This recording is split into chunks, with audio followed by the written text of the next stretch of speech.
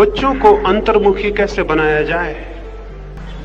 पहली तो बात यह है कि बच्चों को कैसा बनाया जाए, इसकी बजाय हमेशा ये सोचना चाहिए खुद को कैसा बनाया जाए। हमेशा हम ये सोचते हैं कि दूसरों को कैसा बनाया जाए, और मैं ये भी आपसे कहूं कि वही व्यक्ति ये पूछता है कि दूसरों को कैसे बनाया जाए जो खुद ठीक से बनने में असमर्थ रहा है। अगर उसके खुद के व्यक्तित्व का ठीक ठीक निर्माण हुआ हो तो जीवन के जिन सूत्रों से उसने खुद को निर्मित किया है, खुद के जीवन में शांति को, स्वयं को पाने की दिशा खोजी है, खुद के जीवन में संगीत पाया है, उन्हीं सूत्रों के आधार पर वो दूसरों के निर्माण के लिए भी अनायास अवसर बन जाता है। लेकिन हम पूछते हैं कि बच्चों को कैसे बनाया जाए।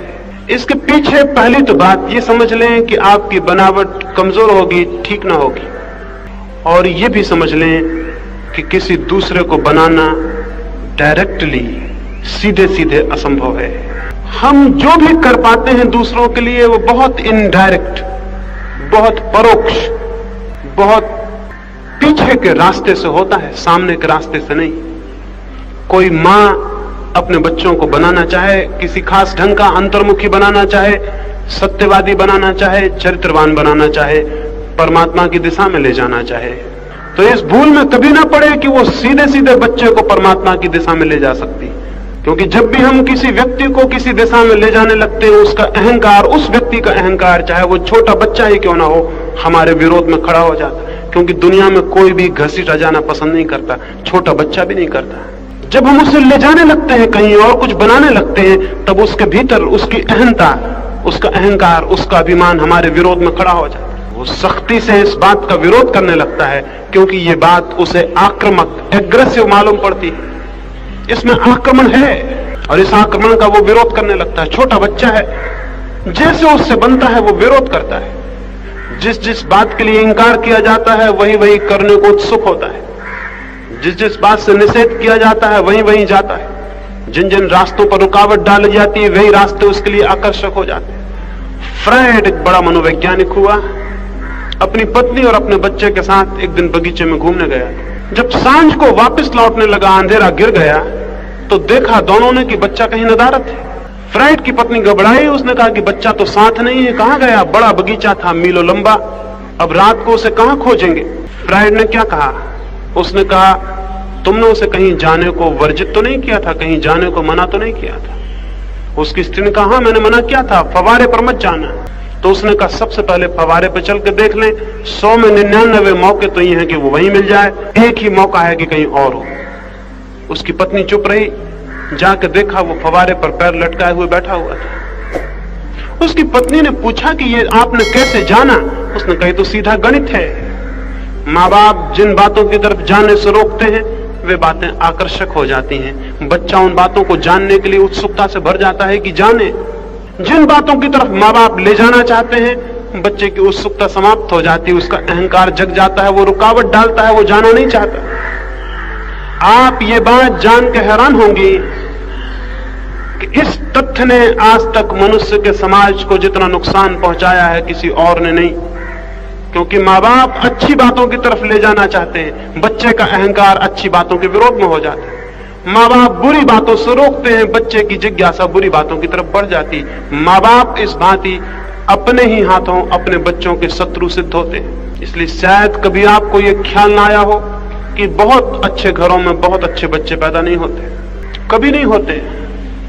बहुत बड़े बड़े लोगों के बच्चे तो बहुत निकम्मे साबित होते। गांधी जैसे बड़े व्यक्ति का एक लड़का शराब पिया, मांस खाया, धर्म परिवर्तित किया, आश्चर्यजनक है।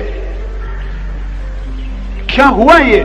गांधी ने बहुत कोशिश की उसको अच्छा बनाने की, वो कोशिश दुश्मन बन गई। तो एक बात तो ये समझ लें कि जिसको भी परिवर्तित करने का ख्याल उठे, पहले तो स्वयं का जीवन उस दिशा में परिवर्तित हो जाना चाहिए। तो आपके जीवन की छाया, आपके जीवन का प्रभाव बहुत अनजान रूप से बच्चे को प्रभावित करता है। आपकी बातें नहीं, आपके उपदेश नहीं, आपके जीवन की छाया बच्चे को परोक्ष रूप से प्रभावित करती है और उसके जीवन में परिवर्तन की बुनियाद बन जाती। और दूसरी बात, बच्चे को कभी भी दबाव डालकर, आग्रह करके किसी अच्छी दिशा में ले जाने की कोशिश मत करना। वही बात अच्छी दिशा में जाने के लिए सबसे बड़ी दीवार हो जाएगी। और हो भी सकता है जब तक वो छोटा रहे आपकी बात मान ले, क्योंकि कमजोर है और आप ताकतवर हैं, आप डरा सकते हैं, धमका सकते हैं, आप हिंसा कर सकते हैं उसके साथ। और ये मत सोचना कभी कि माँ बाप अपने बच्चों के साथ कैसे हिंसा करेंगे। माँ बाप ने इतनी हिंसा की है बच्चों के साथ जिसका कोई हिसाब नहीं है, दिखाई नहीं पड़ती। जब भी हम किसी को दबाते हैं तब हम हिंसा करते हैं। बच्चे के अहंकार को चोट लगती है, लेकिन वो कमजोर है, सहता है। आज नहीं कल जब वो बड़ा हो जाएगा और ताकत उसके हाथ में आएगी, तब तक आप बूढ़े हो जाएंगे, तब आप कमजोर हो जाएंगे, तब वो बदला लेगा। बूढ़े माँ बाप के साथ बच्चों का जो दुर्व्यवहार है उसका कारण माँ बाप ही है। बचपन में उन्होंने बच्चों के साथ जो किया है बुढ़ापे में बच्चे उनके साथ करेंगे। इसलिए भूल के भी दबाव मत डालना, भूल के भी जबरदस्ती मत करना, भूल के भी हिंसा मत करना। बहुत प्रेम से, अपने जीवन के परिवर्तन से, बहुत शांति से, बहुत सरलता से बच्चों को सुझाना, आदेश मत देना। ये मत कहना कि ऐसा करो, क्योंकि जब भी कोई ऐसा कहता है ऐसा करो, तभी भीतर ये ध्वनि पैदा होती है सुनने वाले की कि नहीं करेंगे। ये बिल्कुल सहज है। उससे ये मत कहना ऐसा करो, उससे यही कहना कि मैंने ऐसा किया और आनंद पाया। अगर तुम्हें आनंद पाना हो तो इस दिशा में सोचना, उसे समझाना, उसे सुझाव देना, आदेश नहीं, उपदेश नहीं। उपदेश और आदेश बड़े खतरनाक सिद्ध होते हैं। उपदेश और आदेश बड़े अपमानजनक सिद्ध होते हैं। छोटे बच्चे का बहुत आदर करना, क्योंकि जिसका हम आदर करते हैं उसको ही केवल हम अपने हृदय के निकट ला पाते हैं। ये हैरानी की बात मालूम पड़ेगी। हम तो चाहते हैं कि छोटे बच्चे बड़ों का आदर करें, हम उनका कैसे आदर करें? लेकिन अगर हम चाहते हैं कि छोटे बच्चे आदर करें माँ बाप का, तो आदर देना पड़ेगा। ये असंभव है कि माँ बाप अनादर दें और बच्चों से आदर पालें। ये असंभव है। बच्चों को आदर देना जरूरी है, और बहुत आदर देना जरूरी। उगते हुए अंकुर हैं, उगता हुआ सूरज है। हम तो व्यर्थ हो गए, हम तो चुक गए, अभी उसमें जीवन का विकास होने को है। वो परमात्मा ने एक नए व्यक्तित्व को भेजा है, वो उभर रहा है, उसके प्रति बहुत सम्मान, बहुत आदर जरूरी है। आदर पूर्वक, प्रेम पूर्वक, खुद के व्यक्तित्व के परिवर्तन के द्वारा उस बच्चे के जीवन को भी परिवर्तित किया जा सकता है। अंतर्मुखी बनाने के लिए पूछा है। अंतर्मुखी तभी कोई बन सकता है जब भीतर आनंद की ध्वनि गूंजने लगे। हमारा चित्त वहीं चला जाता है जहां आनंद होता है। अभी मैं यहां बोल रहा हूं, अगर कोई वहां एक वीणा बजाने लगे और गीत गाने लगे, तो फिर आपको अपने मन को वहां ले जाना थोड़ी पड़ेगा, वो चला जाएगा। आप अचानक पाएंगे कि आपका मन मुझे नहीं सुन रहा है, वो वीणा सुनने लगा। मन तो वहां जाता है जहां सुख है, जहां संगीत है, जहां रस है। बच्चे बहिर्मुखी इसलिए हो जाते हैं कि वो माँ बाप को देखते हैं दौड़ते हुए बाहर की तरफ। एक माँ को वो देखते हैं बहुत अच्छे कपड़ों की तरफ दौड़ते हुए, देखते हैं गहनों की तरफ दौड़ते हुए, देखते हैं बड़े मकान की तरफ दौड़ते हुए, देखते हैं बाहर की तरफ दौड़ते हुए। उन बच्चों का भी जीवन बहिर्मुखी हो जाए। अगर वे देखें एक माँ को आंख बंद किए हुए और उसके चेहरे पर आनंद झरते हुए देखें, और वे देखें एक माँ को प्रेम से भरे हुए, और वे देखें एक माँ को छोटे मकान में भी प्रफुल्लित और आनंदित, और वे कभी कभी देखें कि माँ आंख बंद कर लेती है और किसी आनंद के लोक में चली जाती है, वे पूछेंगे कि ये क्या है, कहाँ चली जाती हो? वे अगर माँ को ध्यान में और प्रार्थना में देखें, वे अगर किसी गहरी तल्लीनता में उसे डूबा हुआ देखें, वे अगर उसे बहुत गहरे प्रेम में देखें, तो वे जानना चाहेंगे कि कहाँ जाती हो, ये खुशी कहाँ से आती है, ये आंखों में शांति कहाँ से आती है, ये प्रफुल्लता चेहरे पर कहाँ से आती है, ये सौंदर्य, ये जीवन कहाँ से आ रहा है। वे पूछेंगे, वे जानना चाहेंगे, और वही जानना, वही पूछना, वही जिज्ञासा, फिर उन्हें मार्ग दिया जा सकता है। तो पहली तो जरूरत है कि अंतर्मुखी होना खुद सीखें।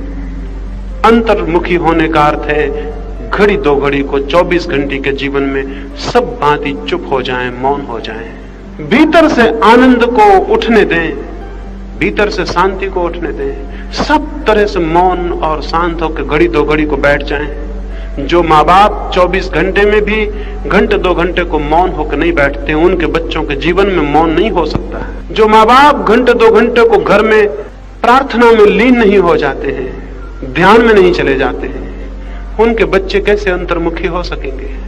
बच्चे देखते हैं माँ बाप को कलह करते हुए, द्वंद्व करते हुए, संघर्ष करते हुए, लड़ते हुए, दुर्वचन बोलते हुए।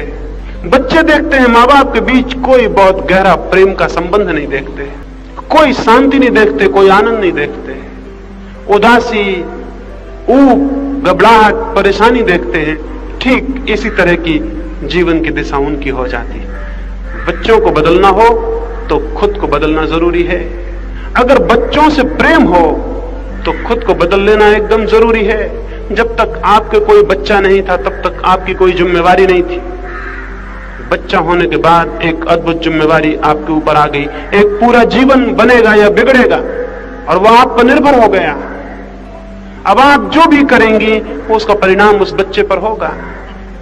अगर वो बच्चा बिगड़ा, अगर वो गलत दिशाओं में गया, अगर दुख और पीड़ा में गया, तो उसका पाप किसके ऊपर होगा? बच्चे को पैदा करना आसान, लेकिन ठीक अर्थों में मां बनना बहुत कठिन है। बच्चे को पैदा करना तो बहुत आसान है, पशु पक्षी भी करते हैं, मनुष्य भी करते हैं, भीड़ बढ़ती जाती है दुनिया में, लेकिन इस भीड़ से कोई हल नहीं है। मां होना बहुत कठिन है। अगर दुनिया में कुछ स्त्रियां भी मां हो सके तो सारी दुनिया दूसरी हो सकती है। मां होने का अर्थ है इस बात का उत्तरदायित्व कि जिस जीवन को मैंने जन्म दिया है, अब उस जीवन को ऊंचे से ऊंचे स्तरों तक, परमात्मा तक पहुंचाने की दिशा पर ले जाना मेरा कर्तव्य है। और इस कर्तव्य की छाया में मुझे खुद को बदलना होगा, क्योंकि जो व्यक्ति भी दूसरे को बदलना चाहता हो, उसे अपने को बदले बिना कोई रास्ता नहीं है।